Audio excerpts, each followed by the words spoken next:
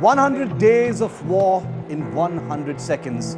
This is how the fighting began in Ukraine. A full-scale invasion of the country began on February the 24th, shocking the world, catching the world off guard. Russia began by targeting multiple civilian and military sites. Russia encircled the Ukrainian forces in the battle for Donbass.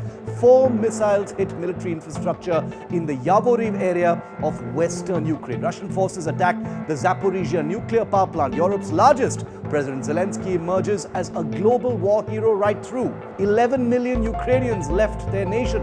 Diplomacy began in huge earnest. The G7 foreign ministers promised to keep supplying weapons to Ukraine and isolate Russia. International sanctions became the other big parallel headline right through the war, with a large number of countries imposing debilitating sanctions on Russia, including the US, Canada, the European Union. Russian banks were cut off from SWIFT. Ukraine's Kalush Orchestra won the Eurovision Song Contest. The EU, meanwhile, introduced sanctions which included an embargo on arms and related material. The European Union will be banning imports of oil from Russia that are brought in by sea, but that's about it. The US has banned all Russian oil and gas imports. The UK will be phasing out Russian oil imports by the end of 2022. Let's talk about NATO. Finland and Sweden have announced bids to join the NATO, breaking over 200 years of non-alignment. Russia has described these Scandinavian nations' NATO bid as a grave mistake.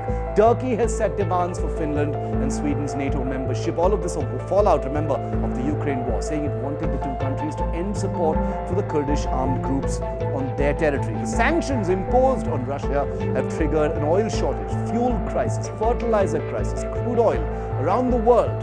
Economy, wheat prices surged their highest prices since 2008. Russia and Ukraine are triggering a global food crisis. Shortage of sunflower oil, cooking oil has hit the world. More than 350 foreign investment companies have successfully fled the region. McDonald's, Starbucks, IKEA, Heineken, high inflation and increased commodity prices across the world as a result. For more informative videos like this, keep watching India Today NewsMo.